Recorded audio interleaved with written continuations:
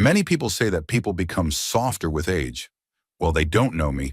I am 67, and every year I become more convinced that people are predictable and unreliable creatures, especially when it comes to money and love.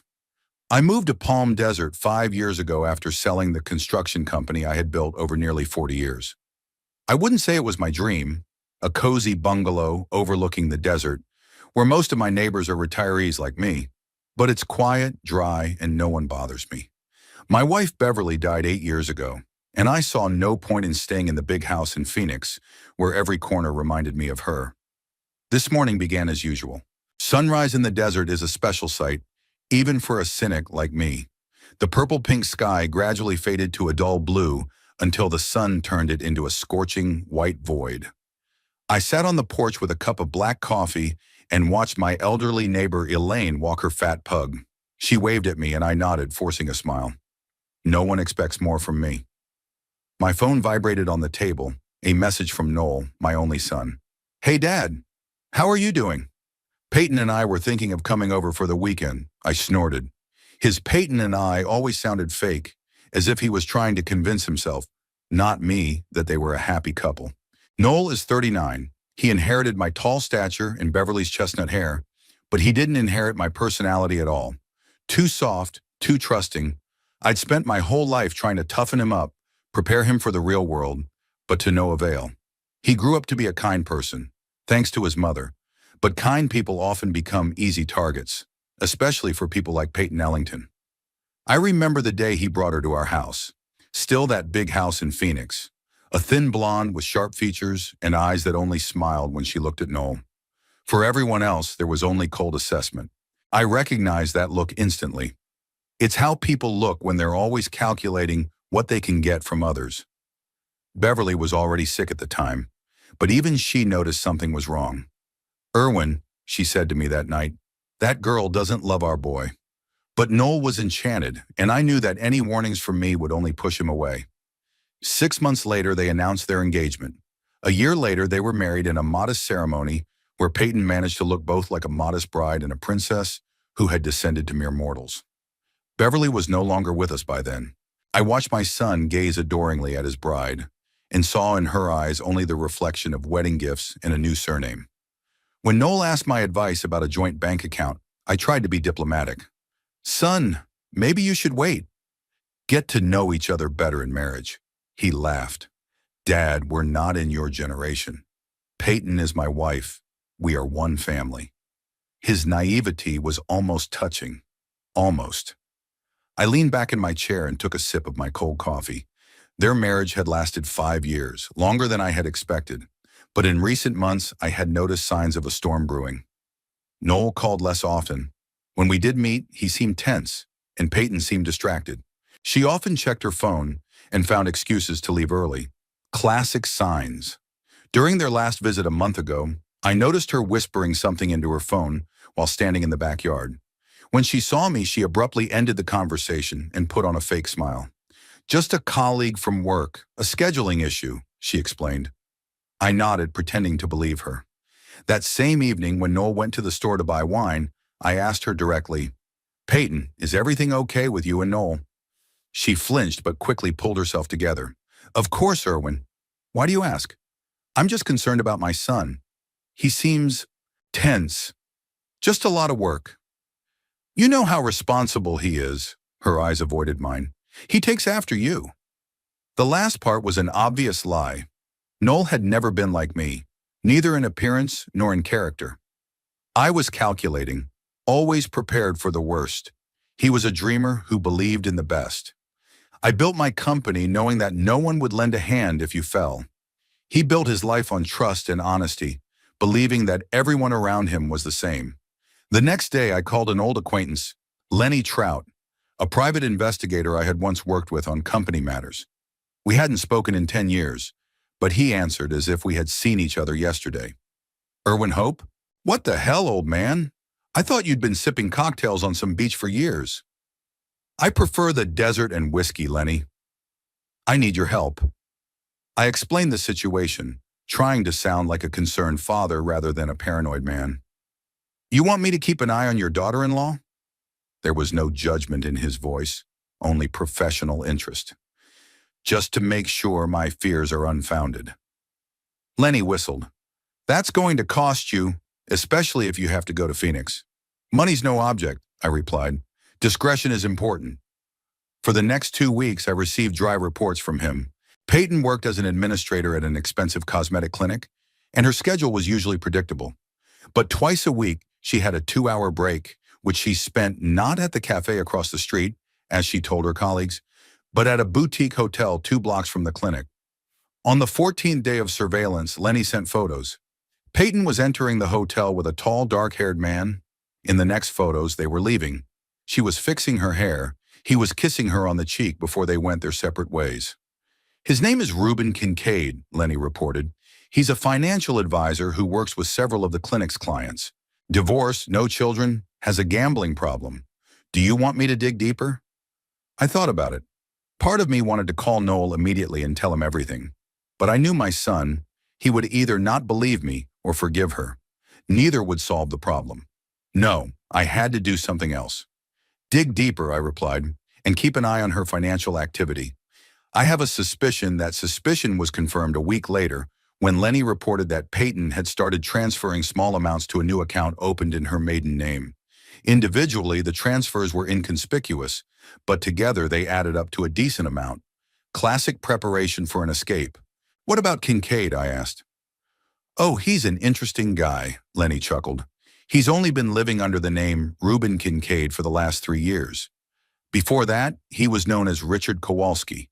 He had problems with the law in Nevada, fraud, forgery, nothing major, but enough to change his name and state. I felt my lips stretch into a cold smile. This was even better than I had expected. Lenny, I need a full dossier on this Kincaid, and keep watching both of them. Over the next few days, I developed a plan, not to save Noel's marriage, that ship was already sinking, but to teach a lesson for Peyton, a lesson for her lover, and most importantly, a lesson for my son. Life is too short to learn solely from your own mistakes. I brought Helen Weverly, an old acquaintance and one of the best family lawyers in Arizona, into the case. We prepared the documents, a retroactive prenuptial agreement that Peyton had never signed, but with a perfect forgery of her signature. Illegal? Absolutely, but effective. We also prepared statements to the police about fraud and grand theft, in case we needed to apply more pressure. All that remained was to wait for Peyton to make her move. I was sure it would happen soon. According to Lenny, she had already booked 2 tickets to the Caymans through a front man. Meanwhile, Noel continued to live in ignorance. His messages became increasingly rare and formal. The visit they had planned never happened. Peyton suddenly came down with the flu. At least that's what she told Noel. On the last day of October, around 2 in the morning, I was awakened by a phone call. I'm usually a light sleeper, but age takes its toll. It took several rings before I was fully awake. My son's name appeared on the screen. Noel. My voice was hoarse from sleep. Dad, his voice trembled as if he were crying. Dad, I need to talk to you. It's urgent. What's wrong? Not over the phone. I'm coming over. I'll be there in an hour. He hung up before I could say anything. I slowly got out of bed, feeling my knees ache. So Peyton had made her move. Earlier than I expected, but I was ready. I made coffee, took a bottle of bourbon out of the cupboard, and sat in the living room to wait. In my head, I ran through my plan, not just for the next few hours, but for the days and weeks ahead. Like pieces on a chessboard, I saw all the possible moves and outcomes. The coffee had cooled, so I poured myself a whiskey. At exactly 3 o'clock in the morning, there was a knock on the door. Sharp, desperate. I didn't rush to open it, giving my son a moment to feel the moment. Finally, I walked to the door and threw it open. Noel stood on the threshold, pale with reddened eyes and 3 days' stubble. His gaze revealed something I had seen too often in people's eyes, shattered illusions. She's gone, he said in a hoarse voice. Dad, my wife emptied all our accounts and ran off with her lover. I stepped back silently, letting him into the house. He walked inside as if his legs could barely support the weight of the betrayal he carried on his shoulders. In the living room, he collapsed into an armchair, covering his face with his hands. I closed the door, looking thoughtfully at my son. It was time to launch the plan I had been preparing all these weeks. I took my phone out of my pocket and dialed a number I had memorized long ago. "Start the plan. Now," I said in an even voice. Noel raised his head, his confusion momentarily overcoming his grief. "What plan?" he asked. "Dad, what's going on?" I sat down across from him, pouring whiskey into 2 glasses. "Have a drink," I said, handing him one, "and I'll tell you how we're going to get your money back." And something more, I watched Noel's trembling fingers clench the whiskey glass. His hands, the hands of an engineer, accustomed to working with precise calculations and drawings, were now as unsteady as a child's. He downed the whiskey in one gulp and coughed. "My son never knew how to drink." "Tell me everything," I said, pouring him another. "From the beginning." Noel took a deep breath, trying to collect his thoughts. "I came home earlier than usual. My meeting at the site was canceled, and I decided to surprise Peyton." A bitter smile twisted his face. The surprise was definitely a success. He fell silent, staring into the amber liquid as if hoping to find answers there. The house was empty. Her things weren't in the closet. I thought maybe she decided to rearrange things or something like that. He shook his head, smiling at his own naivety. Then I noticed that some photos were missing. Her cosmetics from the bathroom. Even that stupid vase her mother gave her. I nodded silently. It was a classic pattern. Take personal items, things of sentimental value, leaving behind furniture and anything that couldn't be quickly and quietly removed. I started calling her, but her phone was turned off. Then I checked our accounts. His voice broke. "Everything's gone, Dad. Our joint account, my savings account, even the line of credit for home repairs, everything was gone. She left exactly $50 in each account, apparently so they wouldn't be closed automatically." "How much?" I asked, even though I already knew the answer from Lenny's reports. "Almost 300,000. Noel rubbed his face with his hands. "Everything I'd saved over the years. The money you gave us for the down payment on the house. Even what was left of my mother's inheritance." I felt anger rising inside me, not because of the money, but because of the mention of Beverly's inheritance. My late wife had left part of her savings to Noel, hoping he would use it to start a family. Not for some predator to take it to the Caymans with her con artist lover. "How do you know she left with a lover?" I asked, even though it was obvious. Noel smiled bitterly. "When I realized what was happening, I called the clinic where she works. I pretended I wanted to make an appointment.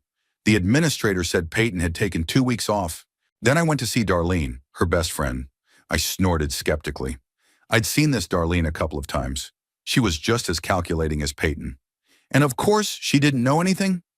"Not at first." Noel took a sip of whiskey. "At first she denied it, said she had no idea where Peyton was. But when I said I was going to report her missing and the theft to the police, she got nervous. She admitted that Peyton was seeing some financier from the clinic." "Reuben," I nodded as if I was hearing the name for the first time. "How long?" "Over a year." Noel's voice was full of disbelief. "She had been living a double life for a whole year, and I hadn't noticed a thing." What an idiot I am. I suppressed the urge to agree. My son really was blind, but he didn't need my judgment right now. "And what did Darlene say about Peyton's plans?" "Nothing specific. Just that Peyton was talking about a new life and great opportunities, and that this Reuben guy is supposedly some kind of financial genius." Noel clenched his fists. "A financial genius who seduces other men's wives and helps them steal their family savings." I poured myself another whiskey and began to think aloud. So he helped her transfer the money in a way that would be difficult to trace. Perhaps through offshore accounts or cryptocurrency. Noel looked at me in surprise. "How do you know about cryptocurrency?" "You said it was all digital candy wrappers." I shrugged. I can think it's stupid and still understand how it works.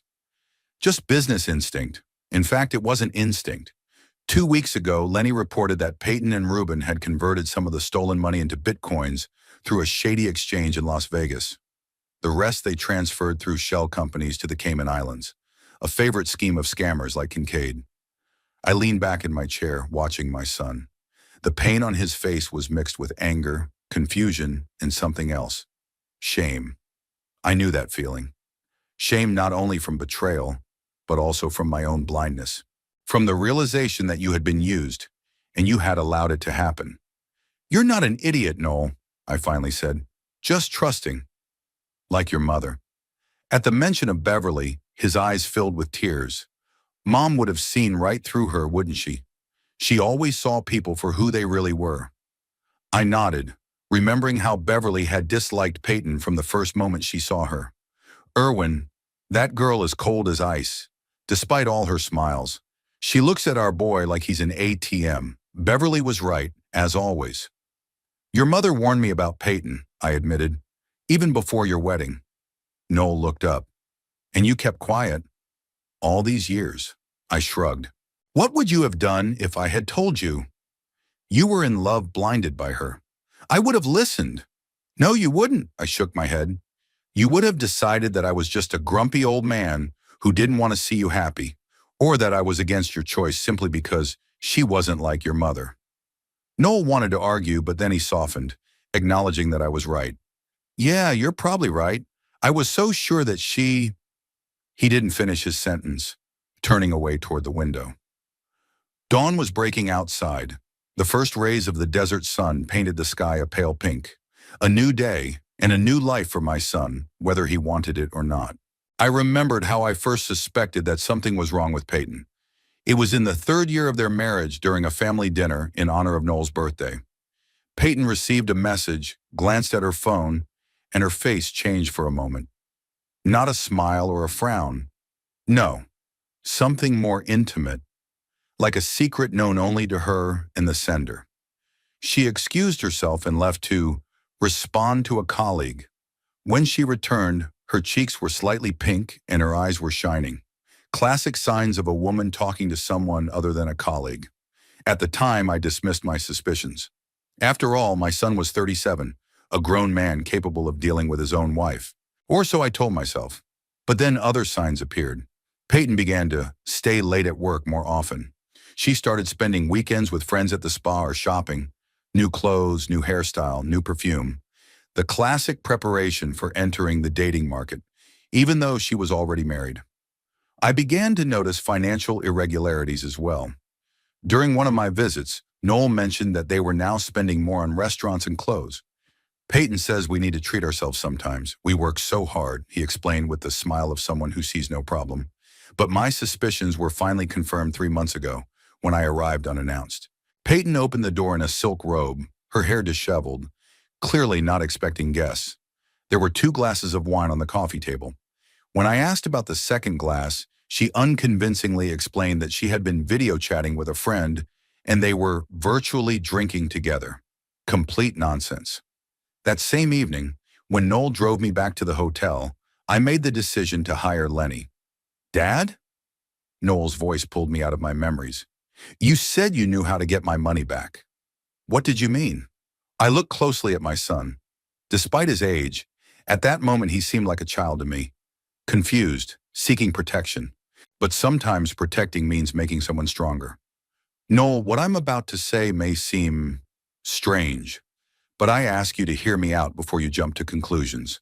He nodded, his reddened eyes looking at me with hope, a drowning man's last straw. I knew Peyton was cheating on you, I said bluntly. I've known for several months. His face froze as if I had hit him. What? And you kept quiet? Again? Hear me out, I reminded him. I hired a private investigator, Lenny Trout, an old acquaintance who worked with me back in the company days.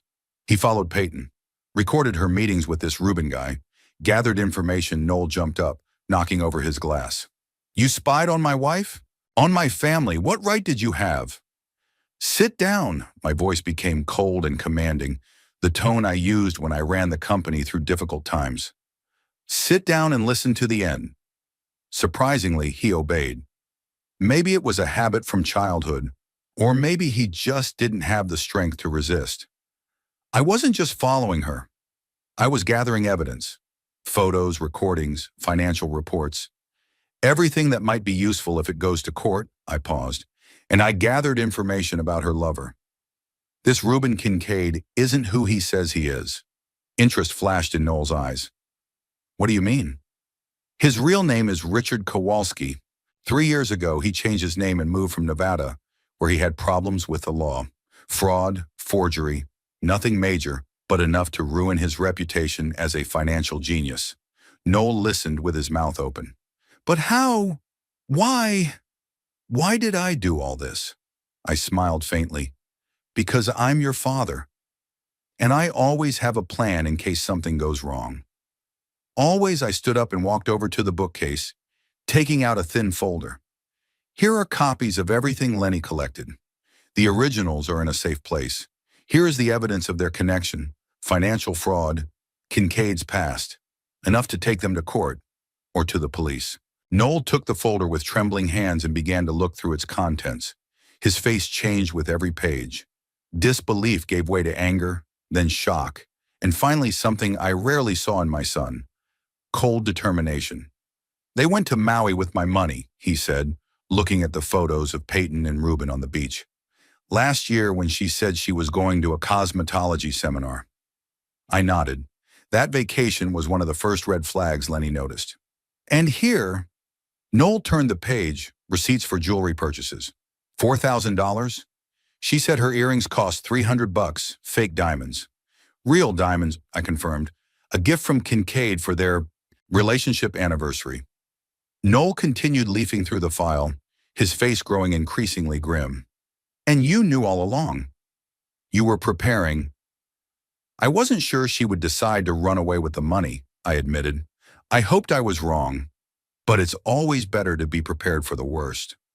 Noel closed the folder and looked at me, for the first time in a long time, with respect mixed with resentment. Why didn't you tell me sooner? I sighed, searching for words. You wouldn't have believed me, Noel. You would have thought I was bad-mouthing Peyton out of personal animosity, and even if you had believed me, what would you have done? You would have forgiven her. Given her a second chance, and she would have been more careful, but she would have left anyway, just more prepared. He wanted to argue, but then he slowly nodded, acknowledging that I was right. Yeah, I probably would have forgiven her. He ran his hand through his hair. God, I'm such a naive idiot. Not an idiot, just too much like your mother.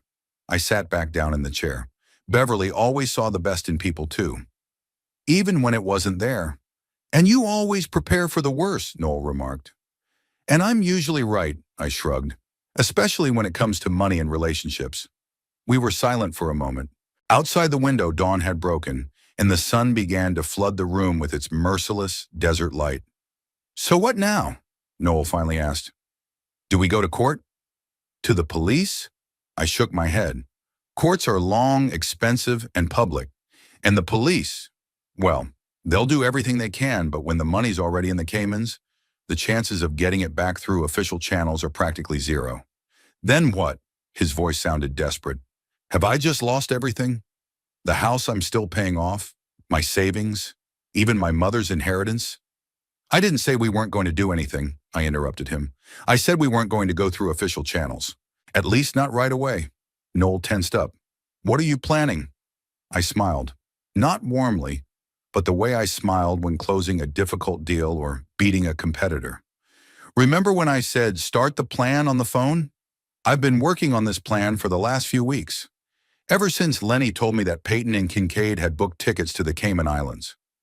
I thought you were just, I don't know, being dramatic. Noel shook his head. I never exaggerate, son, especially when it comes to $300,000 in your future. I stood up and walked to the window, looking out at the desert stretching beyond the house. The sunrise painted the sand gold and blood red, a beautiful but merciless sight. The plan has several parts, and the first part is already in motion. I turned to my son. Lenny and his team are tracking Peyton and Kincaid. Right now, they're at a motel on the outskirts of Las Vegas. Tomorrow, they have a flight to the Caymans. Noel's eyes widened. How do you know? Because I'm always 3 steps ahead of people like them. I allowed myself a subtle smile. Peyton has a tracking app on her phone. She thinks it's just a fitness tracker you installed for her last year. Noel frowned. But I didn't install anything. No, you didn't. Lenny did when he accidentally bumped into her at the mall and helped carry her groceries to the car. Very convenient. Her phone was in the purse he kindly held while she opened the trunk. My son looked at me with a mixture of shock and admiration. Is that legal? Absolutely not, I shrugged. But it's effective. And now is not the time to worry about legalities. They stole your money, Noel. Everything you had. He paused, then nodded as if making a decision. What now? What's the plan? I returned to my seat and leaned forward, looking my son straight in the eye.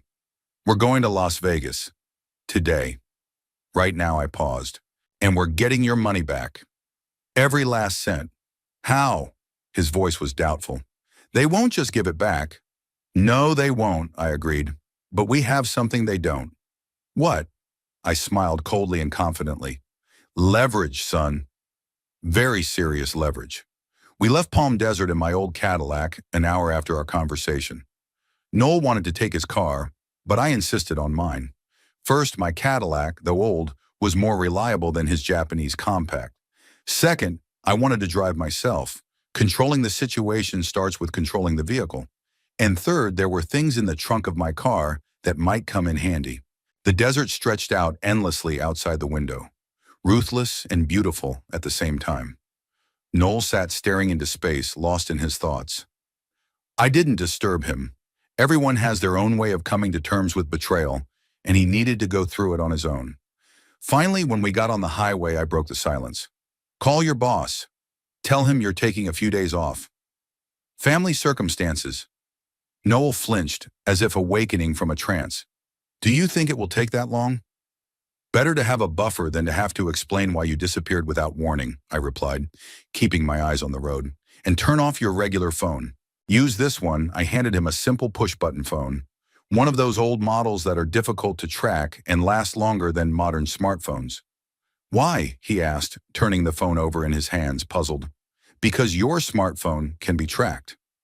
And right now, we need to be ghosts, Noel snorted. You sound like a character in a spy movie, Dad.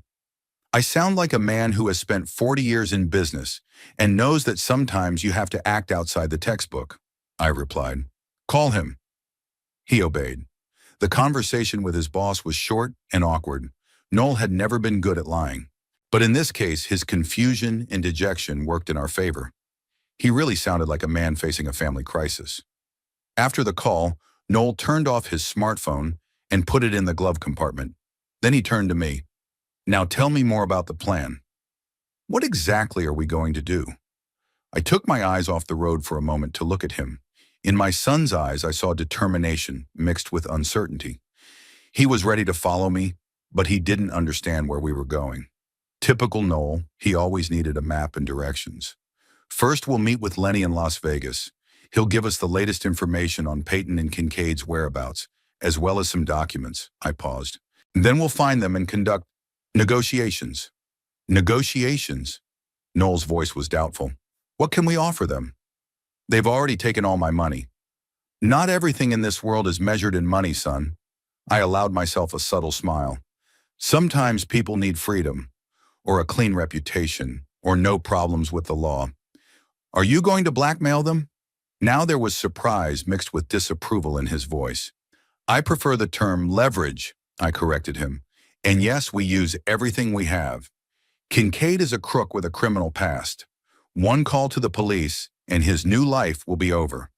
And Peyton, well, she's an accomplice in the theft of a large sum of money. That's also a crime. Noel fell silent, pondering my words. I knew what he was thinking.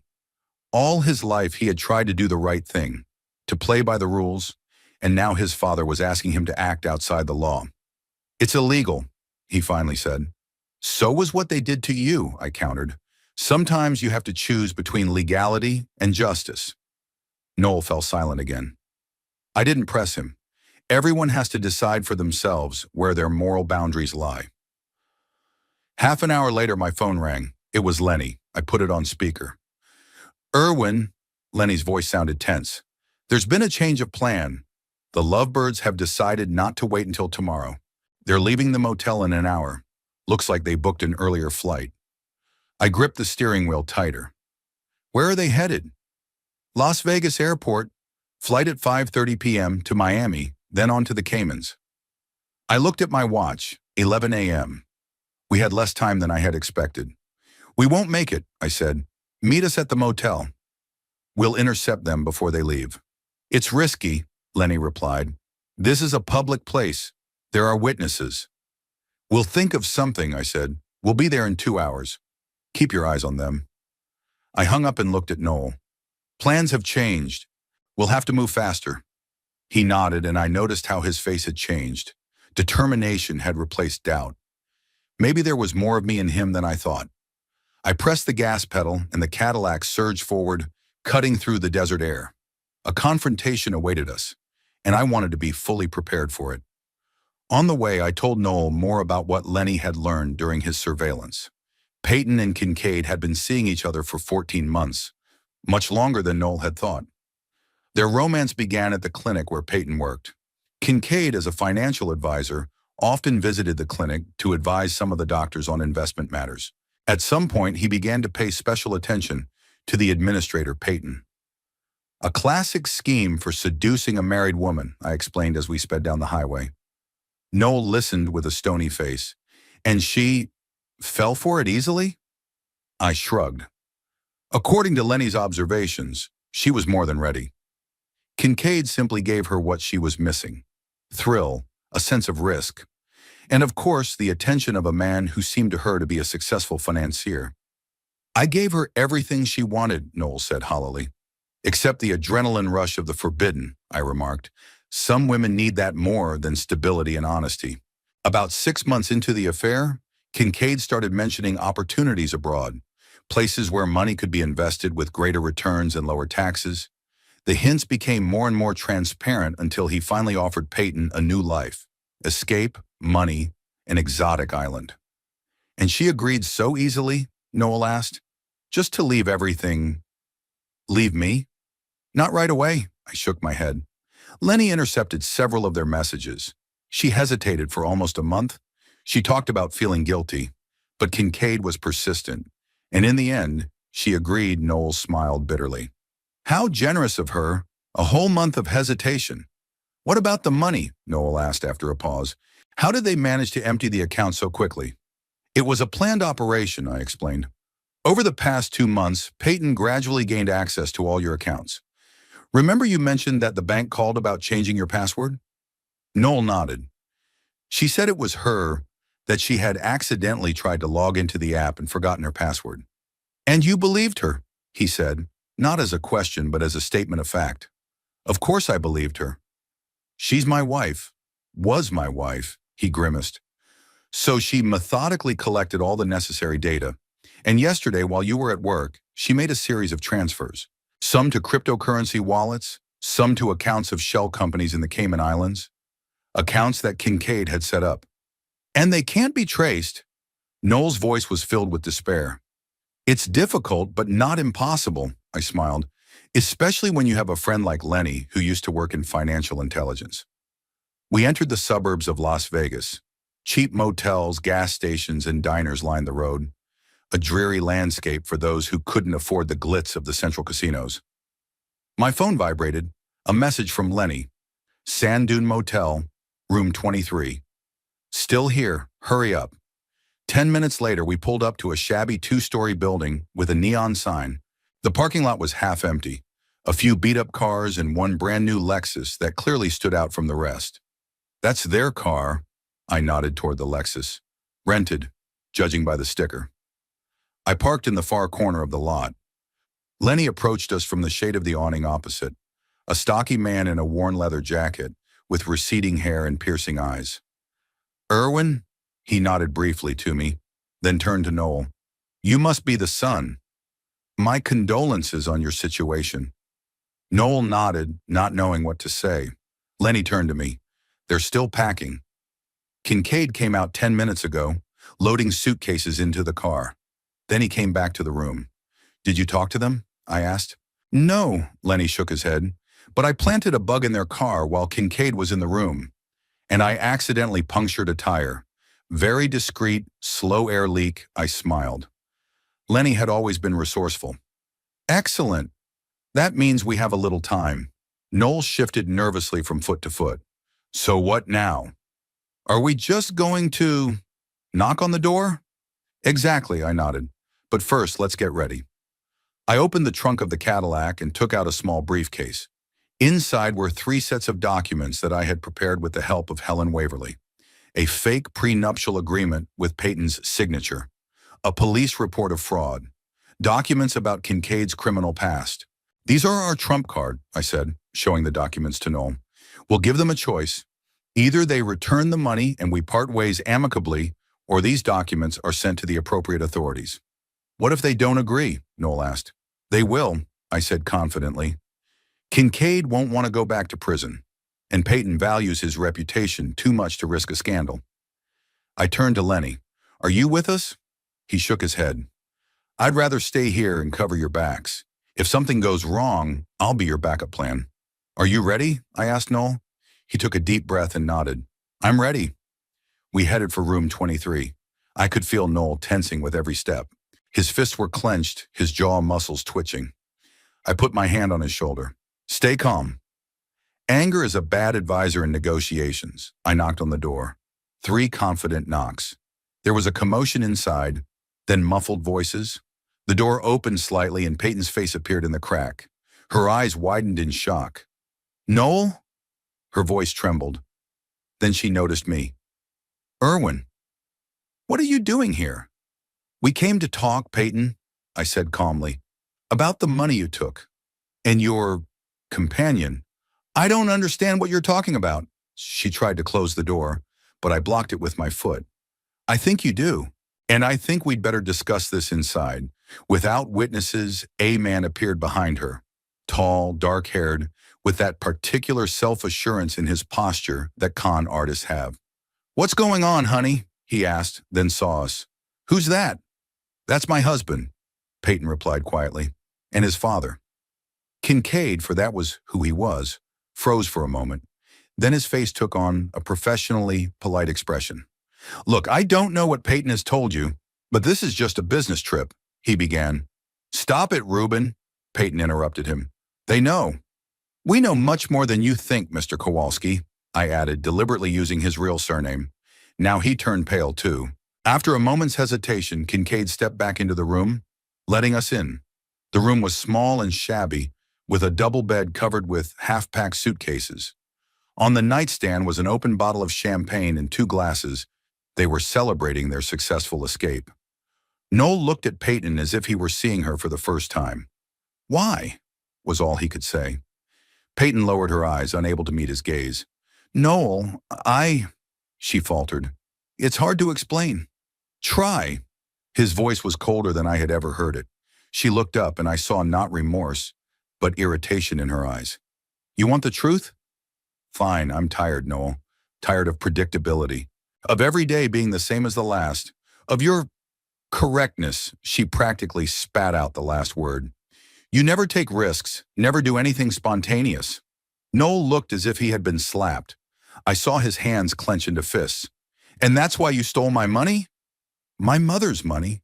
His voice trembled with restrained anger. It was our money, Peyton countered. I had as much right to it as you did. $300,000? Noel shook his head. That's not our money, Peyton. That's theft. Kincaid, who had been silently watching the exchange, decided to intervene. Look, I understand you're upset, but what's done is done. The money has already been transferred and there's no way to get it back. I laughed, interrupting him. Mr. Kowalski, do you really think we came here to beg for charity? I took a folder with documents out of my jacket's inside pocket. Here are some interesting papers. For example, a police report of credit card fraud and a request to reopen the investigation into document forgery in Nevada. Kincaid turned even paler. We have something interesting for you, too. I turned to Peyton.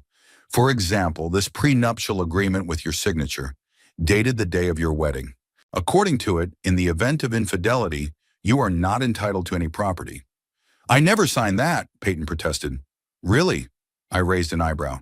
The handwriting analysis says otherwise. Of course, you can challenge this in court, which will be very public. Peyton turned pale. I knew her weak spot. She always cared about her reputation. What do you want? She asked quietly. It's very simple, I replied. You return the money, all $300,000, and we part ways amicably. No police reports, no courts, no gossip.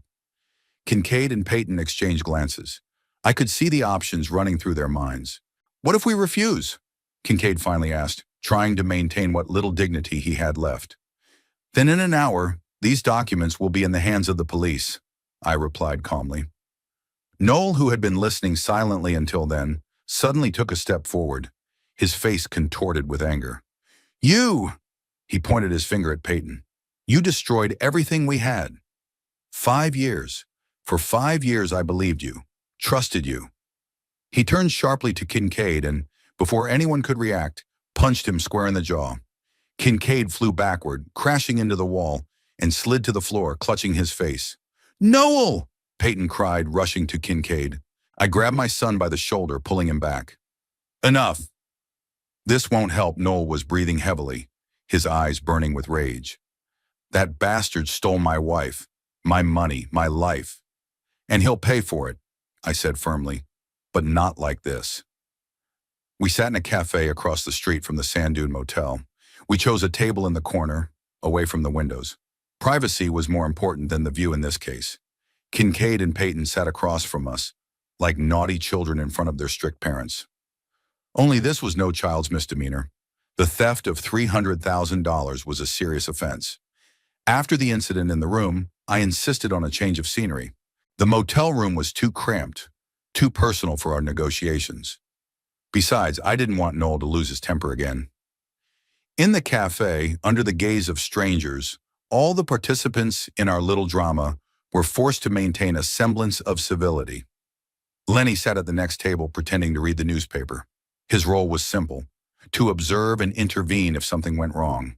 Although I didn't expect any problems, Kincaid was too scared, and Peyton valued her reputation too much to cause a scene. So, I put the folder with the documents on the table. Let's discuss the terms of our agreement. Kincaid, still holding his jaw, which was starting to swell after Noel's punch, tried to look businesslike. I already told you that it will take time to get the money back. The funds passed through several accounts, and some of it was converted into cryptocurrency. Don't try to fool us, Mr. Kowalski. I deliberately used his real surname, causing him to react nervously every time. Lenny tracked all your transfers. We know exactly where the money is. All $300,000.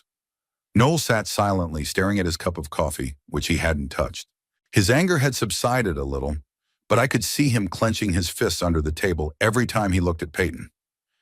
Even if you somehow track the transfers, Peyton interjected, you can't prove that the money isn't mine. Noel and I were married. We had joint accounts. I smiled and opened the folder. That's where you're wrong, dear sister-in-law. Or more accurately, soon-to-be sister-in-law.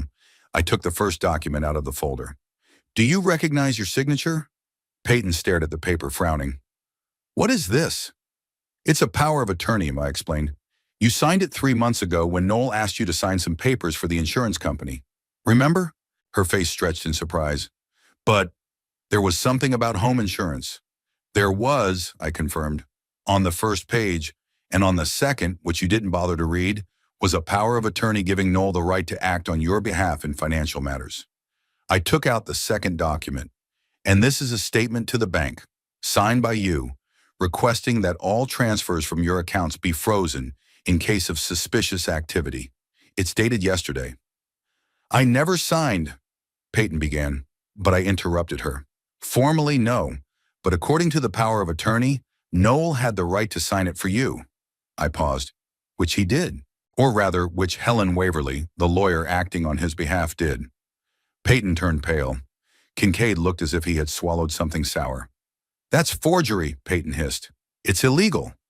Maybe, I shrugged, but it will be difficult to prove, especially given your situation.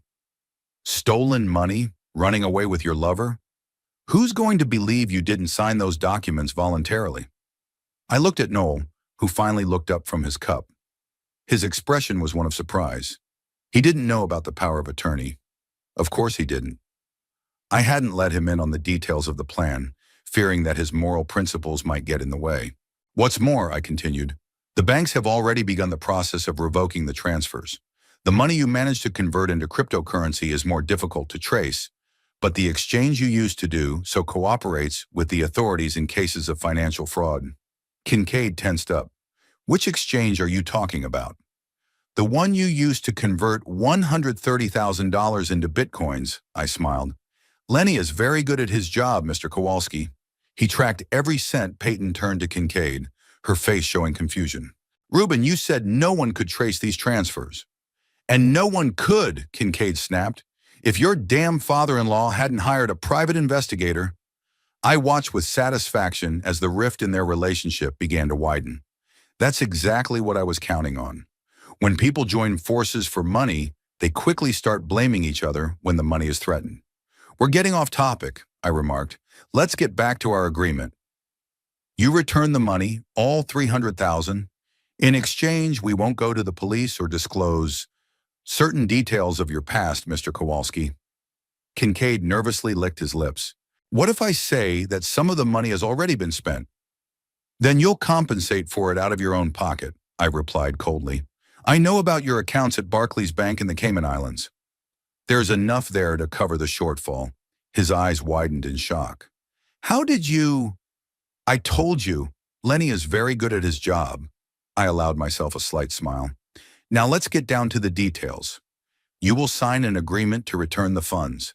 The entire amount must be returned within 48 hours. After that, you will both disappear from my son's life. Forever. Peyton looked like she was about to cry, but I saw anger and disappointment in her eyes, not remorse. Her plan was falling apart. What do I get in return? She asked suddenly. Half of that money is rightfully mine. Noel and I were married for 5 years. Noel, who had been silent until then, raised his head sharply. Are you serious, Peyton? After everything you've done, you still dare to talk about rights?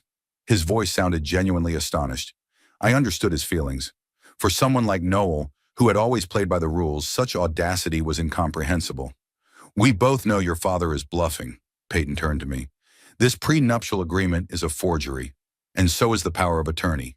It will all fall apart in court. Maybe, I shrugged. But are you willing to take that risk?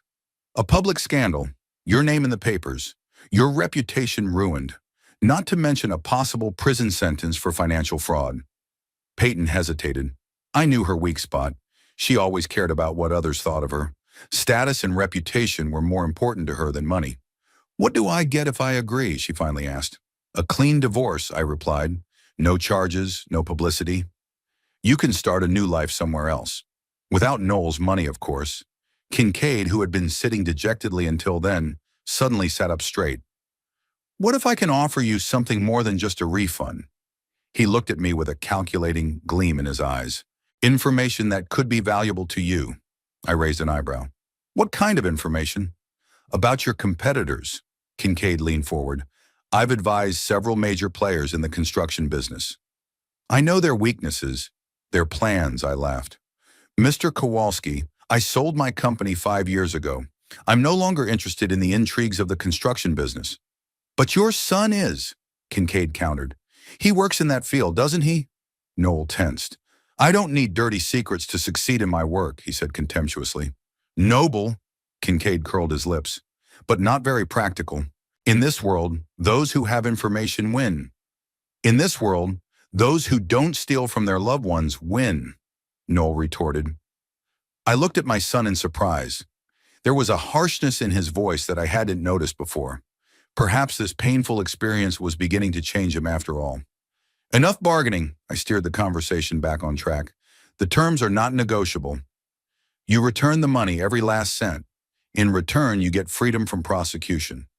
I took another document out of the folder and placed it in front of them. Here's the agreement. Sign it. Kincaid took the paper and began to read. His face grew darker with every line. It says here that we have to return the money within 24 hours, he looked up. You just said 48.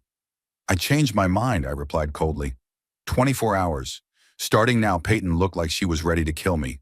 Kincaid continued to study the document. What's this? He pointed to one of the clauses. The parties agree not to contact Noel Hope, his family, or anyone associated with him for an indefinite period of time. That's practically a lifetime ban on communication. Exactly, I confirmed. You disappear from our lives. Forever, Peyton finally couldn't take it anymore. That's not fair. You can't just erase 5 years of my life. You erased them yourself, Noel replied quietly, looking her straight in the eye. The moment you decided to steal our money and run away? Peyton looked away, unable to withstand his direct gaze. I could see her struggling with herself. Pride versus practicality. Finally, practicality won out. Fine, she exhaled. We'll pay the money back. But I need something to start over with. You have your salary, Noel replied. And the $10,000 you withdrew from your personal account 2 weeks ago. That's enough. I looked at my son in surprise. He knew about the withdrawal? But how? I hadn't mentioned it. I'm not as blind as you think I am, Noel said, as if reading my mind. I noticed the money was gone from her account. I just didn't think much of it. I figured she bought a gift or something. At that moment, I felt a pang of regret. Perhaps Noel wasn't as naive as I thought. Perhaps he simply chose to trust, even when he had reason to doubt. There was a strength in that which I, with my eternal cynicism, didn't always appreciate. Kincaid sighed and picked up the pen I had placed next to the agreement. Let's get this over with, he said, signing the document. Peyton hesitated for a few more seconds, then signed as well. Her signature was sharp and angular, reflecting her inner state. Now for the details, I took the agreement and put it in a folder. You both will immediately begin the process of returning the money. Lenny will be watching your every move. If you try to cheat or run away, the consequences will be unpleasant. How are we going to do that? Kincaid asked. The banks are closed until morning. There's such a thing as online banking, Mr. Kowalski, I smiled. Start by canceling your flight to the Cayman Islands and getting a refund for your tickets. Then transfer the funds from your secret account back to Noel's account. Convert the cryptocurrency back to dollars. You have 24 hours. The clock is ticking. Kincaid and Peyton exchanged glances. I saw something flash in their eyes, perhaps a last thought of resistance. But the moment passed quickly. They were cornered, and they knew it. Do we have a choice? Peyton asked bitterly. There's always a choice, I replied. Just some are worse than others. We got up from the table. Lenny also stood up, ready to follow Kincaid and Peyton to make sure they kept their end of the bargain. When we got to the parking lot, Noel finally asked the question I knew had been bothering him all this time. Why didn't you tell me about the power of attorney? And all these documents? I looked at my son. His eyes showed a mixture of admiration and reproach. Because you wouldn't have agreed, I replied honestly. You would have said it was wrong, unfair, maybe even illegal, and you would have been right. But sometimes to beat the wolves, you have to become a wolf yourself. Noel thought about my words. So all these documents, are they real? The signatures, the power of attorney? I smiled. Real enough to scare them, and that's all that was needed. But what if they weren't scared? What if they demanded proof? I had a backup plan, I shrugged. I always have a backup plan, son. That's how I've survived in this business for 40 years. We got into the Cadillac. Through the windshield, I could see Lenny escorting Peyton and Kincaid back to their room. They looked deflated, like balloons that had been let out of. What now? Noel asked, looking at his ex-wife and her lover. Do we just wait for them to return the money? Exactly, I said, starting the engine. Lenny will oversee the process. In the meantime, we'll find a decent hotel and get some rest. It's been a long day. What if they try to run away? I smiled. They won't. Kincaid is too scared, and Peyton values his reputation too much. Besides, I nodded toward their car. Their Lexus has a flat tire, remember? And Lenny disabled the spare tire while we were talking. Noel shook his head, something like a smile flitting across his face. The first in this whole crazy day. You really thought this through, didn't you? Always, son. Always. We left the motel parking lot and headed toward downtown Las Vegas, where we could find a decent hotel. On the way, I thought about how Noel had changed in the last 24 hours. The shock and pain were still there, but there was something new in his eyes. Toughness, determination. He was beginning to understand how the real world worked. A world where the person who plays fair doesn't always win. It was a painful lesson, but a necessary one. I always knew that sooner or later, Noel would have to learn it. It's just a shame that it cost him his marriage and his faith in people. But perhaps it wasn't such a high price to pay to become stronger. To learn how to defend yourself in a world where predators are always looking for easy prey. You know, Noel said, looking out the window at the neon lights of Las Vegas appearing on the horizon. I always thought that your suspicion, your constant readiness for the worst was a flaw, that you were too cynical, that you didn't believe in people enough. He turned to me and I saw understanding in his eyes. But now I see that you were right. All this time you were right. I said nothing. What could I say? That sometimes I regretted my cynicism? That I envied his ability to see the good in people, even when they deceived him?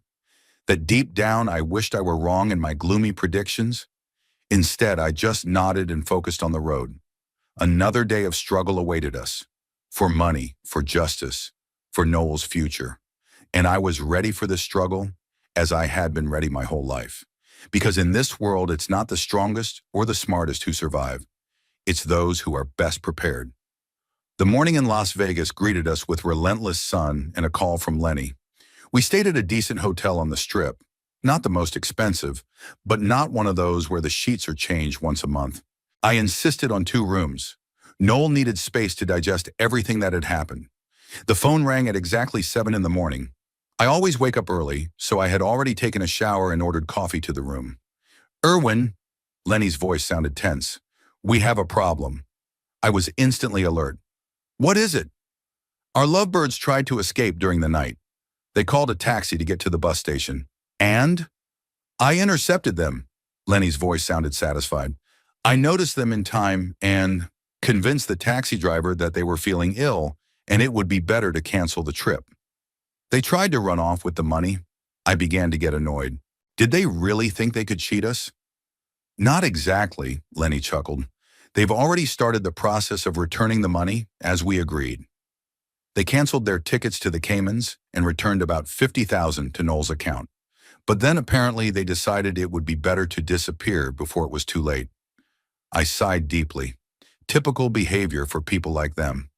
First, they make a gesture of goodwill to lull you into a false sense of security, and then they try to slip away.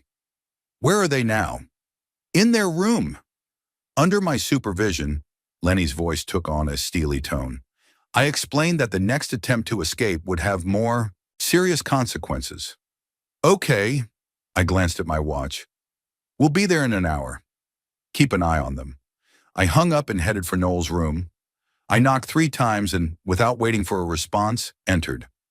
My son was sitting on the edge of the bed, staring into space. Judging by his rumpled clothes and red eyes, he hadn't gone to bed. "Have you been up all night?" I asked, even though the answer was obvious. Noel looked up at me wearily. "I couldn't sleep." I kept going over it in my head. Our meeting with Peyton, her words, her face. I was trying to figure out when exactly it all went wrong. I sat down next to him. I wanted to put my hand on his shoulder, but something stopped me. Perhaps it was the fear that such a gesture might seem condescending. "It's a pointless exercise, son. When the house burns down, there's no point in figuring out which spark caused the fire." "But I have to understand," he said, his voice filled with despair. "I have to understand so I don't make the same mistake again." "Your only mistake was trusting too much," I replied bluntly. "You saw only the good in people, even when they showed their true colors?" Noel smiled bitterly. "Like Mom, huh? She always trusted people too." "Yes," I nodded. "But your mother had an advantage. Me. I saw those who tried to take advantage of her and protected her. You didn't have that protection." "Because I pushed you away," Noel shook his head. "I thought you were too cynical, too suspicious. I thought I knew life better." I said nothing. There was no point in rubbing salt in the wound by stating the obvious. "We have a problem," I said instead. "Peyton and Kincaid tried to escape last night." Noel's head snapped up, anger flashing in his eyes. "What? After everything we discussed?" "Lenny stopped them," I reassured my son. "But it shows how unreliable they are. We need to go there and personally oversee the return of the money." Noel stood up, his movements sharp and purposeful. "Give me 10 minutes to take a shower." I nodded and left the room. I paused briefly in the hallway, thinking about how quickly my son was changing. Yesterday he was devastated. Today he was seething with anger. It was progress, albeit painful. 40 minutes later, we were in the car, heading back to the Sand Dune Motel. Noel sat silently, his face hard and determined. Only occasionally did I notice his hands clenching into fists, a sign of inner struggle. How do you feel? I finally asked, breaking the silence. Noel didn't answer for a long time, as if searching for the right words. Angry, he finally said. Not just at Peyton and that Kincaid, at myself, for being so blind. Self-flagellation won't help, I remarked. What happened has already happened. What matters is what lessons you learn from it. What lessons should I learn, Dad? His voice sounded bitter. Not to trust anyone? Always expect the worst from people? I thought about it. Did I really want my son to become as cynical as I was? Always ready for betrayal? Always keeping his distance? Not necessarily, I finally replied, but learning to be cautious, to see the signs of deception, to protect yourself. That's not cynicism. That's sensible caution. Noel nodded, but I could see he wasn't entirely convinced. You know what's strange? He said after a pause. I hardly feel any pain from losing Peyton. It's as if the person I loved never existed. Because she didn't, I said more softly than usual. You loved the image she created especially for you.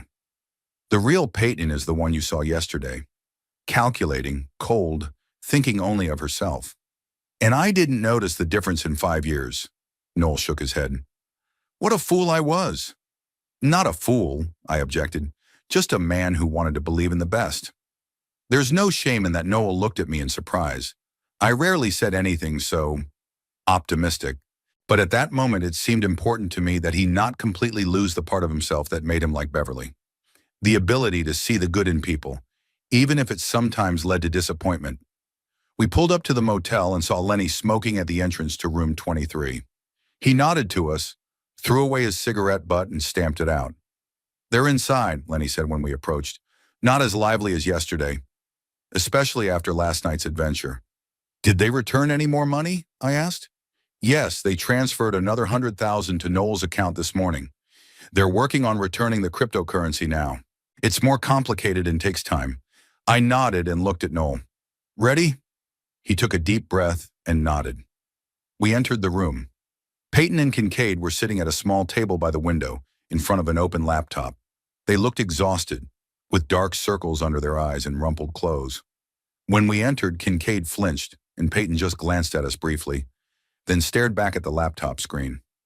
How's the refund going? I asked without preamble. Kincaid cleared his throat. We've already refunded about $150,000. We're working on the rest. And your nighttime excursion? I raised an eyebrow. Was that part of the refund process too? Peyton finally looked up. Her eyes showed a mixture of fear and defiance. We just wanted a drink. There isn't even a decent bar in this dump. At 3 in the morning? With luggage? Lenny chuckled behind us. Interesting choice of time for a cocktail. Kincaid shot Peyton an annoyed look, as if reproaching her for her poor lie. Listen, he said, trying to sound businesslike. We're doing our part of the deal. The money is coming back. It just takes time. Cryptocurrency can't be converted instantly, especially amounts like this. You have, I glanced at my watch, 16 hours left before the deadline. After that, the documents will be sent to the police. We'll make it, Kincaid licked his lips nervously. We just need a little leeway. Constant surveillance only slows down the process.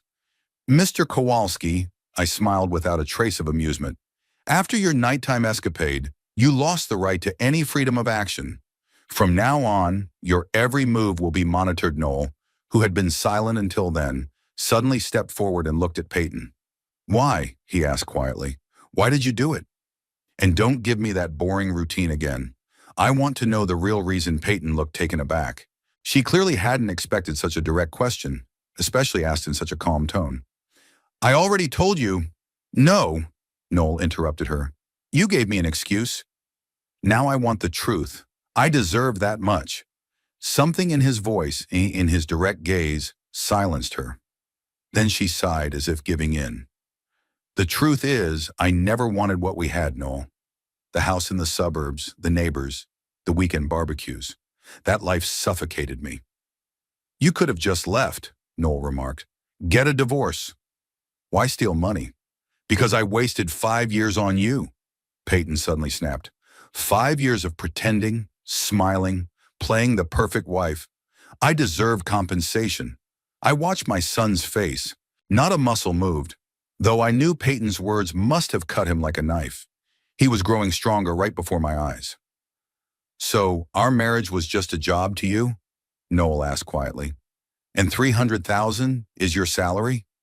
Peyton looked away. You wouldn't understand. No, I understand. Noel's voice remained calm, but there was a steely edge to it. I understand that you used me, that it was all a lie. Every kiss, every I love you, every moment I thought was special. Kincaid, clearly uncomfortable with this personal conversation, tried to intervene. Maybe we should get back to business? Time is short and we need to finish the translations. But Noel ignored him, continuing to look at Peyton. And when did he show up? He nodded toward Kincaid. From the beginning. Or did you find him later, when you realized I wasn't the lottery ticket you were hoping for? Peyton flushed. That's not true, I thought. I hoped I could love you. You're a good man, Noel. It's just not rich enough? Not exciting enough? Noel shook his head. You know what's ironic? If you had just asked, I would have given you the money for a fresh start, without all this betrayal. Peyton finally looked him in the eye. Really? Really, Noel confirmed. Because unlike you, I really did love you. A heavy silence hung in the room. I could see that Noel's words had affected Peyton, not because of guilt, but because of the realization of a missed opportunity. She had miscalculated, and now she understood it. We need to finish the translations, Kincaid finally said, breaking the silence. If you want to get your money on time. I nodded, returning to practical matters. Show me what you've done so far. We spent the next few hours watching the money return process. Kincaid turned out to be quite skilled at financial manipulation. Not surprising, given his past. He successfully converted the cryptocurrency back into dollars, albeit with some losses due to exchange rate fluctuations. Then he began the process of transferring funds from offshore accounts back to Noel's account. Lenny watched his every move, occasionally offering advice or pointing out mistakes. I was impressed by my old friend's professionalism. He really knew all the ins and outs of financial transactions. Peyton was mostly silent, only occasionally answering Kincaid's questions about passwords and access to her accounts. She looked lost, as if she was only now beginning to realize the consequences of her actions. Noel kept his distance, watching the process with a stony face. He intervened only once, when Kincaid suggested leaving some of the money for operating expenses. Every last cent, Noel said firmly, or there will be no deal. By evening, most of the money had been returned. About 40,000 remained, which, according to Kincaid, was stuck in the international transfer process and should be credited to Noel's account within 24 hours. That's the most we can do right now, Kincaid explained. Bank transfers between countries are not instantaneous, especially when it comes to jurisdictions like the Cayman Islands. I looked at Lenny, who nodded, confirming that Kincaid was not lying. Okay, I agreed. But until all the money's returned, our agreement is not in effect, and you two remain under observation. But we've done our part of the deal, Kincaid protested. The process is underway. The money is on its way. The process is underway, but it's not complete, I replied coldly. And after your attempt to escape last night, I'm not inclined to trust your word. Kincaid wanted to argue, but Peyton put her hand on his shoulder, stopping him. He's right, Reuben. It's our own fault. Let's just end this. Her voice sounded tired and resigned. The game was over, and she knew it. We left the room, leaving Lenny to continue the surveillance. I suggested that Noel have lunch at the cafe across from the motel, and he agreed, though without much enthusiasm. The cafe was almost empty, just a couple of truckers at the bar and an elderly couple in the far corner. We ordered coffee and sandwiches, though I doubted Noel would be able to eat anything. How are you feeling? I asked when the waitress had left. Noel was silent for a long time, as if the question had taken him by surprise. I don't know, he finally replied. Empty. It's as if everything I thought was real turned out to be a facade. And now all I see are bare walls, I nodded, understanding the feeling. Betrayal always leaves a void behind. It will pass, I said. Not right away, but it will pass. I'm not sure I want it to pass, Noel said, staring out the window at the deserted landscape. Maybe I need to remember this feeling.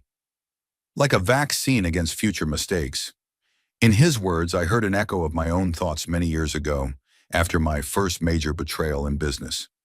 I also wanted to keep the pain as a reminder, as protection, and in a sense I succeeded. Too well. Pain is a bad teacher, son, I said gently. It only teaches fear, and fear is not the best advisor in life. Noel looked at me in surprise. You always told me to be careful, to trust people less. Caution and fear are different things, I said, taking a sip of coffee. Caution allows you to see danger and avoid it. Fear makes you see danger everywhere, even where there is none. Noel thought about my words. I saw understanding flash in his eyes. And you? Are you afraid? The question caught me off guard with its directness. I had never admitted my fears to anyone, not even Beverly, especially my greatest fear, losing those I love. Sometimes, I replied honestly, but I try not to let fear control my decisions. Noel nodded as if my admission had helped him see something new.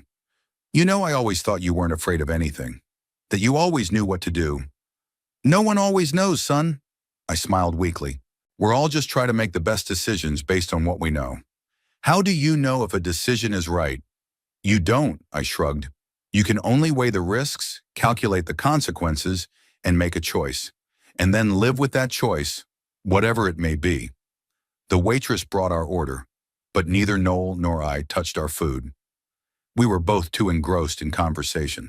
I don't know if I'll ever be able to trust again, Noel admitted. Not just women.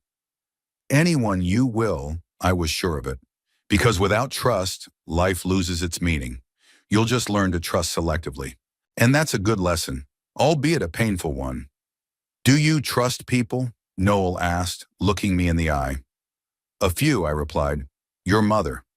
You. A few old friends like Lenny. And how did you know they could be trusted? I thought about it. It was a good question, and I didn't have a ready answer. Time, I said finally. Time and trials. True friendship, true love, stands the test of time and hardship.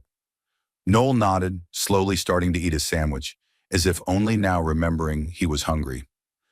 What about Peyton and that Kincaid? He asked after a pause. After they return all the money?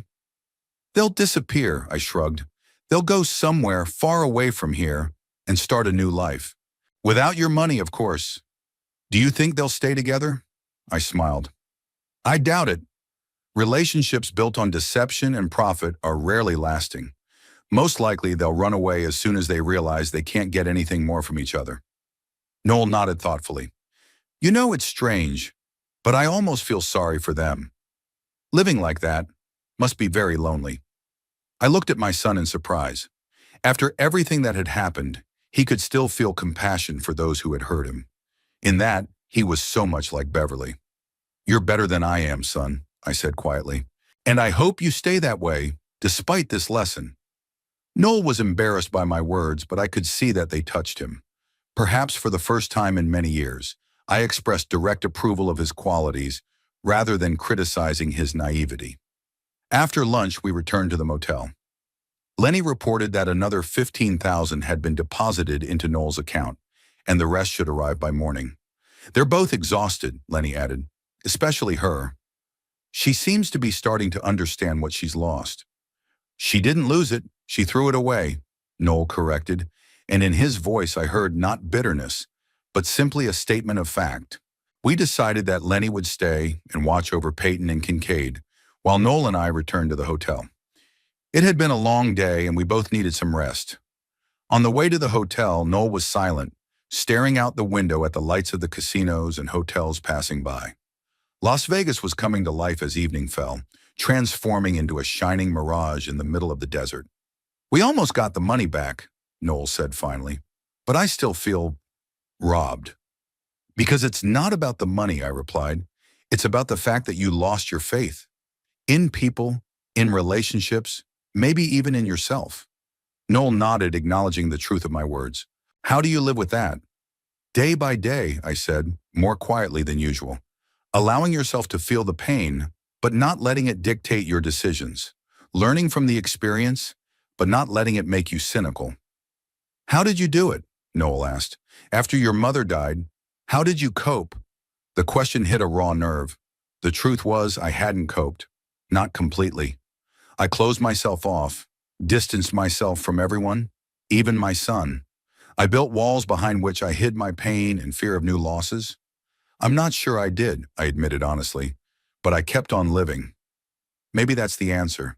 Just keep going, even when it seems like you can't. 4 months later, I was sitting on the porch of my house in Palm Desert, watching the sun go down. The evening air was gradually cooling, bringing welcome relief after a hot day. I sipped whiskey on the rocks and thought about how life had changed during that time, especially Noel's life.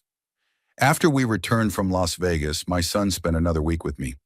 We didn't talk much. Each of us was lost in our own thoughts. Noel mostly sat on the porch, staring out at the desert, or wandered around the neighborhood, as if trying to drown out his inner pain with physical activity. I didn't try to talk to him. I knew he needed time to process what had happened. The money was returned in full, all $300,000. The last transfer arrived the morning after our conversation in the cafe. Lenny made sure that Peyton and Kincaid left the motel and drove away. She to the east, he to the west. They parted ways immediately after fulfilling their part of the deal. Apparently, their love couldn't withstand the test of failure. When Noel finally returned to Phoenix, I noticed a change in him. He stood straighter, spoke more sharply, and his gaze became more assessing, as if he were constantly looking for a catch. He began divorce proceedings, choosing the most aggressive lawyer from Helen Waverly's firm. It wasn't about money, there was nothing left to divide, but to protect himself as much as possible from any future claims by Peyton. In the months that followed, we communicated regularly, more often than before the story. Noel called every week and sometimes came over on weekends. I watched as new traits emerged in him: cynicism, distrust, calculation. He became more ambitious at work and less forgiving of others' mistakes. He changed his social circle. He stopped seeing the Peyton couple, as he called their mutual friends, and became closer to more successful, influential colleagues. It was my victory. What I had always wanted was for my son to become stronger, to learn to defend himself in a cruel world. So why, instead of satisfaction, did I feel a vague uneasiness? My thoughts were interrupted by the sound of a car pulling up. I recognized Noel's new Audi. He had replaced his small Japanese car with something more prestigious, appropriate to his position, as he put it. It was one of many small changes that together formed a new personality. He got out of the car, and I noticed more changes: an expensive suit, a fashionable haircut, the confident movements of a man who knows exactly what he wants. He was not at all like the confused, grief-stricken son who had knocked on my door 4 months ago. "Hi, Dad." Noel climbed onto the porch and shook my hand firmly. "I wasn't expecting you today." I pointed to the chair next to me. "Were you passing by?" Noel smiled as he sat down. "You could say that. I was at a meeting with potential investors in La Quinta. I thought, why not stop by?" I nodded toward the bottle of whiskey. "Care for some?" "Why not?" he said, loosening his tie. "It's been a long day." I poured him a whiskey and silently handed him the glass. We sat for a while, watching the last rays of the sun paint the desert gold and crimson. "How did the meeting go?" I finally asked. "Productive." Noel took a sip of whiskey. "They're ready to invest in my project. Not as much as I had hoped, but it's enough to get started." "Project?" I raised an eyebrow.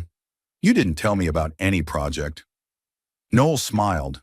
Not the open smile I remembered, but something more reserved, more calculated. "I'm leaving the company. Starting my own firm, consulting in construction and engineering." I was surprised. Noel always seemed happy with his job at a large construction corporation, valued stability in the team. "That's a big step. Are you sure you're ready?" "More than ready," Noel nodded. "Working for someone else is limiting. I want to build something of my own." On my own terms, I recognized those words, almost verbatim what I had said when I started my business 40 years ago. It was like listening to an echo from the past. "And when did you make that decision?"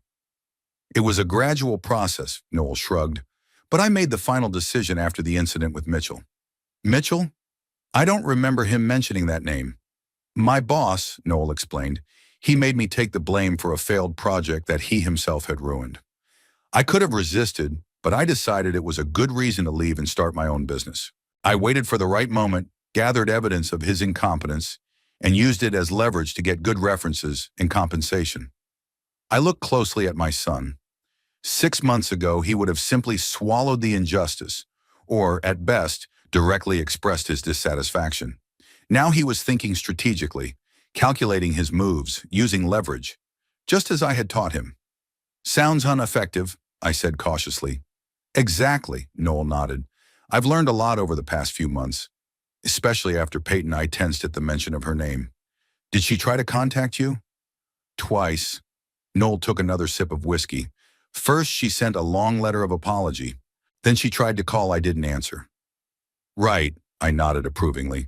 There's no point in going back to the past. It's not about the past, Noel shook his head. It's just that there's no point in wasting time on people who aren't useful. Something in that phrase made me flinch inwardly. People who aren't useful. Such a cynical, cold attitude. I often thought that way myself, but hearing it from Noel was wrong. Do you know what's going on with her now? I asked, trying to understand how deep the changes in my son had gone. I know, Noel shrugged. I asked Lenny to keep an eye on her. Just in case, I looked at him in surprise. You hired Lenny? Without me? You gave me his contact information yourself, Noel reminded me. You said he might come in handy in the future. I took his advice. I did give him Lenny's contact information, but I didn't expect my son to use a private investigator to spy on his ex-wife. And what did he find out? I asked, not sure I wanted to know the answer. Nothing much, Noel said, sounding uninterested. She moved to Albuquerque and got a job as an administrator at some clinic. She lives alone and doesn't make much money. Fair punishment, I think. There was no malice in his voice, just a cold satisfaction that justice had prevailed. But the lack of compassion bothered me. The old Noel, despite the pain of betrayal, would have found the strength, if not to forgive, then at least not to rejoice in other people's misfortunes. And Kincaid, I decided to continue the conversation. He's even worse off, Noel smirked. He tried to pull a scam on another client of that clinic and got caught. He's now under investigation for fraud. And that makes you happy? I watched my son's reaction closely. No, it doesn't, Noel shrugged. It just confirms what you always said. In the end, people get what they deserve. I never said such words. On the contrary, I have always believed that the world is unfair, and that is precisely why one must be prepared to defend oneself. But Noel seemed to have created his own version of my philosophy, a harsher, more cynical one. You know, son, I said cautiously, being prepared for the worst does not mean wishing it on others. Noel looked at me with slight surprise. I don't wish them harm. I just don't feel sorry that they got what they deserved. We fell silent again. The sun had completely disappeared below the horizon, and now twilight enveloped the desert. I turned on the lights on the porch, creating an island of light in the gathering darkness.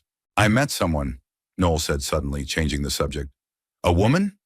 I was surprised. I didn't expect him to be ready for a new relationship so soon. Lorraine Brooks, Noel nodded. She's a lawyer, works for a firm that represents one of my investors.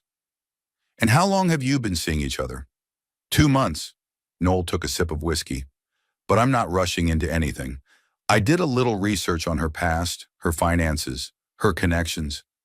Everything's clean. I stared at my son. You check out the women you date? Of course. He looked at me like I was a naive child. After Peyton, I'm not taking any chances. It's better to know everything in advance than to get an unpleasant surprise. I didn't know how to respond. On the one hand, his caution was understandable. On the other hand, a relationship that began with scrutiny and suspicion was unlikely to become the basis for something sincere and deep. And does she know about your investigation? Of course not, Noel shook his head. That would ruin everything. Women love mysteries and secrets, don't they? There was something cynical, almost contemptuous in his voice when he spoke of women, as if they were not human beings, but some kind of alien creatures to be studied and manipulated. Relationships shouldn't start with secrets and mistrust, son, I said gently. Really? Noel raised an eyebrow. Didn't you and Mom keep some things from each other? Were you always completely honest with her? The question hit a nerve. It was true that I didn't always tell Beverly about the difficulties of the business, about some of the questionable decisions I had to make, but that was out of a desire to protect her, to spare her unnecessary anxiety. It wasn't because I didn't trust her. Your mother and I trusted each other, I said firmly, even if we sometimes kept details to ourselves. Exactly, Noel nodded, as if I had confirmed his point of view. All relationships are built on selective truth. I'm just more systematic in my approach. I realized the conversation was going nowhere. Noel had taken what he wanted from my philosophy and distorted it into something harsher, more cynical. And now he was using my own arguments against me. Listen, son, I decided to change tactics. I'm glad you've become more cautious, that you've learned to protect yourself. But don't let your experience with Peyton define your whole life. Not all people are like her. I know, Noel nodded. That's exactly why I'm doing the background check. To separate the trustworthy from the rest, I sighed. He didn't understand, or didn't want to understand. How are you doing, Dad? Noel asked, clearly wanting to change the subject. Are you still seeing that woman? What's her name? Carol, I shook my head. No, we broke up a couple of months ago. Why? Noel's voice sounded curious but not sympathetic. She wanted more than I could offer, I shrugged. It's hard to change habits at my age. In reality, Carol left because she said I was emotionally unavailable, that I kept her at a distance, not allowing her to truly get to know me. She was right, of course. After Beverly died, I didn't let anyone get too close. I was afraid of losing again. Reasonable, Noel nodded. Why risk comfort for uncertain prospects? I looked at my son with a slight sadness. He interpreted my loneliness as a conscious choice, not as a result of fear and an inability to open up again. Worst of all, he considered it the right, sensible approach. I brought you something. Noel reached into his jacket's inside pocket and pulled out an envelope. An invitation to the opening of my company. In 2 weeks, there will be a small reception for potential clients and partners. I'd like to see you there. I took the envelope. It was heavy, expensive paper, gold embossed. On the front, in elegant lettering, was written, Noel Hope, founder and CEO, Hope Strategy. Hope Strategy? I raised an eyebrow. Sounds confident, doesn't it? Noel smiled. A hint of the surname, but also a promise of hope, of solutions. Marketers say it works well. I nodded, though inwardly I cringed at such a calculated use of his own surname. The old Noel would have found it too pretentious. I'll be there, of course, I said, putting away the invitation. I'm proud of you, son. And I really was proud. Despite all the changes, despite my concerns about the kind of person he was becoming, I couldn't help but admire his determination, his ability to recover from a blow and move on. You know, I wanted to thank you, Noel said, looking at his glass, for that plan with Peyton, for opening my eyes. I just wanted to protect you, I replied honestly, to get your money back. You did much more than that. Noel looked up, his eyes shining with a strange mixture of gratitude and cold determination. You taught me the most important lesson. Always have a plan. For every situation in life, he finished his whiskey and put the glass on the table. Now I have a plan for every situation in life too, he continued. At work, in relationships, in finances. Always a backup, always insurance. Just like you taught me, I felt a strange uneasiness. Yes, I had always been a proponent of foresight, planning, and preparing for the worst, but not to the extent that it became the main principle of life, supplanting spontaneity, trust, and joy. Son, I began cautiously, planning is good, but life cannot be completely planned. Sometimes you just have to live, trust, take risks. Noel looked at me with slight surprise. It's strange to hear that from you. You always said the opposite. Maybe I wasn't entirely right, I admitted, or rather not entirely right. Caution is good, but not to the point of turning life into a constant wait for a blow. Noel was silent, pondering my words. Then he shook his head. I'm sorry, Dad, but I can't agree. Not after what happened to Peyton, not after what I've seen at work, in business. The world is cruel, and the only way to survive is to be tougher, smarter, more calculating. I looked at my son and saw myself reflected in him. the cynical, cold person I had become after Beverly's death, which, to be honest, I had been even before her death, but she had softened my rough edges and brought warmth and light into my life. And suddenly I realized what I had done. I had created a monster in my own image. I took Noel's best qualities, his openness, his ability to see the good in people, his sincerity, and methodically destroyed them, replacing them with my lessons, with my cynicism, with my distrust. I wanted to protect him, but instead I took away what made him special, what he had inherited from Beverly. Son, I tried again, don't become me. Don't make my mistakes mistakes. Noel frowned. You built a successful business, provided for your family, always stayed one step ahead of the competition. What mistakes? I lost the ability to trust, I said quietly. I lost the ability to truly love after your mother died. I lost touch with you for many years because of my stubbornness and pride. These are not victories, son. These are defeats. Noel looked at me with incomprehension, as if I were speaking a foreign language. You taught me how to survive, he said firmly. I am grateful for that. But life is more than survival. I felt desperate, trying to get through to him. It's about connections, trust, love, everything that makes us human, not just predators fighting for a place under the sun.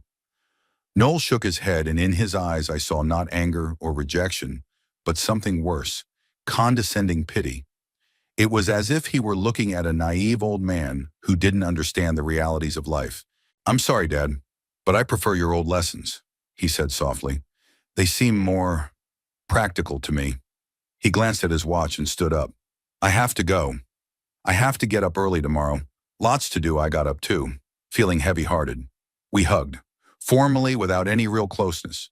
Once, long ago, hugs with my son were filled with warmth and love. Now it was just a social ritual. See you at the opening, Noel said, heading for the door. And thanks again for everything. I watched as he got into his expensive car and drove away, taking with him a part of me, the worst part, which I had so diligently passed on to him. Standing on the porch, watching the headlights recede, I felt a deep, piercing loneliness. I returned to my chair and poured myself another whiskey. Night fell on the desert, covering it with a dark veil. The stars twinkled coldly and distantly, like Noel's eyes when he talked about his plan for every situation in life. I had created a monster in my own image and likeness, and now it was too late to change anything.